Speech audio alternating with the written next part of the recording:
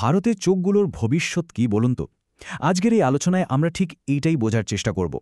আমরা জানব অপটোমেট্রি প্রফেশনটা ঠিক কি, আর national commission for allied and health care professions মানে NCHAP এর গাইডলাইন অনুযায়ী এর মানটা কেমন হওয়া উচিত। কারণ দেশের লক্ষ লক্ষ মানুষের দৃষ্টিশক্তি বাঁচানোর দায়িত্বটা কিন্তু এদের কাঁধে। তো চলুন শুরু করা যাক। সবার আগে আমাদের বুঝতে হবে ভারতের চোখের যত্ন বা আই কেয়ারের প্রয়োজনটা ঠিক কতটা, আর কেনই বা অপটোমেট্রিস্টরা এতখানি গুরুত্বপূর্ণ একটা ভূমিকা পালন করেন। আপনারা কি সংখ্যাটা ভাবতে পারছেন? ১৩৩ মিলিয়ন। ভারতে এতগুলো মানুষ, যার মধ্যে ১১ মিলিয়ন শিশুও আছে, তারা শুধু দৃষ্টিশক্তির সমস্যায় ভুগছে। কেন জানেন? কারণ সময় মতো একটা চোখের পরীক্ষা আর ঠিক পাওয়ারের একটা চশমা পায়নি বলে। এটা একটা বিশাল সংখ্যা। আর সবচেয়ে বড় কষ্টের কথা কি বলুন তো?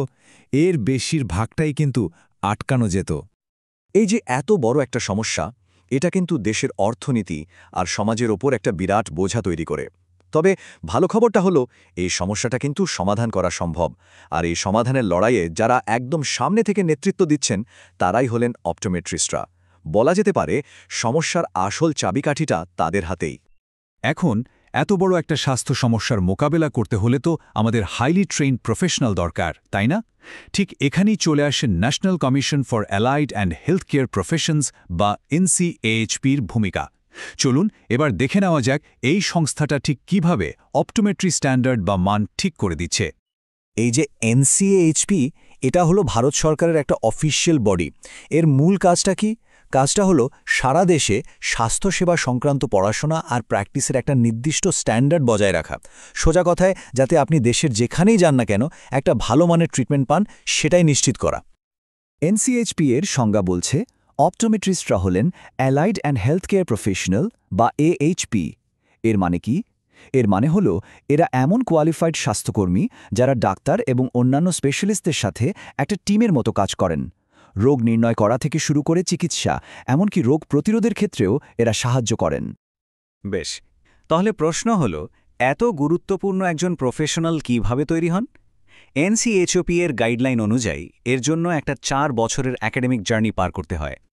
এই যে 4 বছরের ব্যাচেলর ডিগ্রি, এটা কিন্তু খুব সুন্দর করে সাজানো। দেখুন, প্রথম বছরে একদম বেসিক সায়েন্স যেমন অ্যানাটমি, ফিজিওলজি, অপটিক্স, এগুলো দিয়ে ভিতটা পাকা করা হয়। দ্বিতীয় বছর থেকেই শুরু হয়ে যায় আসল খেলা, ক্লিনিক্যাল পোস্টিং, মানে যা বইয়ে পড়ছে সেটা এবার বাস্তবে দেখার সুযোগ। তৃতীয় বছরে ফোকাসটা চলে যায় আরও স্পেশালাইজড দিকে, একটু জটিল কেস হ্যান্ডেল করতে হয়। আর ফাইনাল ইয়ার মানে চতুর্থ বছরটা, ওটা পুরোপুরি ক্লিনিক্যাল এক্সপোজারের জন্য, যাতে স্টুডেন্টরা রিয়েল পেশেন্ট ম্যানেজমেন্টে একদম মাস্টার হয়ে ওঠে। আর এই পুরো কারিকুলামের সবচেয়ে ইন্টারেস্টিং ব্যাপার হলো, এটা কম্পিটেন্সি বেসড। এর মানে কি?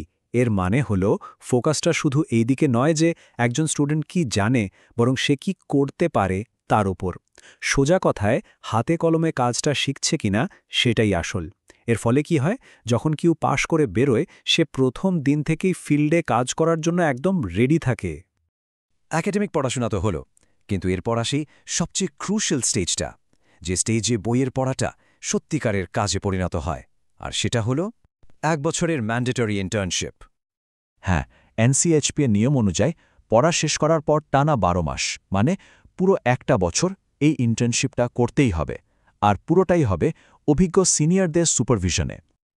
আর এই ইন্টার্নশিপটা কিন্তু কোনো হালকা ব্যাপার নয়। সপ্তাহে 6 দিন, রোজ 7 ঘন্টা করে ডিউটি, মানে সপ্তাহে মোট 42 ঘন্টা। এটা কিন্তু একটা ফুল টাইম জবের মতোই সিরিয়াস কমিটমেন্ট। ইন্টার্নশিপের সময়টাকেও খুব প্ল্যান করে বিভিন্ন ভাগে ভাগ করা হয়। এর উদ্দেশ্য হল একজন ইন্টার্ন যাতে সব দিকেই দক্ষ হয়ে ওঠে। যেমন ধরুন, প্রাইমারি আই কেয়ার আর চশমা দেওয়া, এই বেসিক কাজগুলোতে অনেকটা সময় দেওয়া হয়। আবার কন্ট্যাক্ট লেন্স, লো ভিশন বা স্পেশাল ডায়াগনস্টিক্সের মতো অ্যাডভান্সড বিষয়েও ট্রেনিং থাকে। এই ব্যালেন্স ডিস্ট্রিবিউশনটাই নিশ্চিত করে যে পাশ করার পর সে একজন কমপ্লিট প্রফেশনাল হিসেবে তৈরি। আর সব শেষে এই পুরো ট্রেনিং পর্বটা পেরোনোর পর আসে ফাইনাল হার্ডল। ভারতে প্র্যাকটিস করার জন্য একটা ফাইনাল এক্সিট বা লাইসেন্সার এক্সাম পাশ করতে হয়।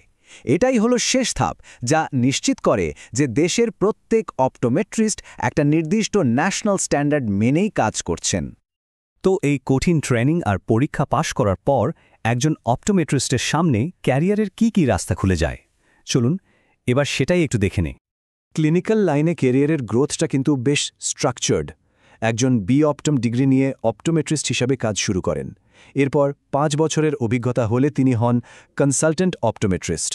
সেখান থেকে আরও 5 বছর পর সিনিয়র কনসালটেন্ট, আর সবশেষে প্রায় 20 বছরের অভিজ্ঞতা আর মাস্টার্স ডিগ্রি থাকলে ডিরেক্টর লেভেলেও পৌঁছানো যায়। মানে একটা পরিষ্কার কেরিয়ার পাথ সামনে রয়েছে।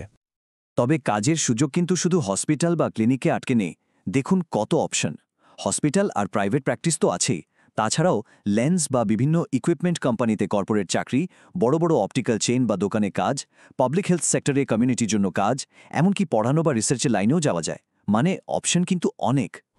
সবশেষে আসুন একবার ভাবি, এই যে একটা স্ট্যান্ডার্ডাইজড প্রফেশন তৈরি হচ্ছে, এর আসল ইম্প্যাক্টটা কোথায় পড়বে?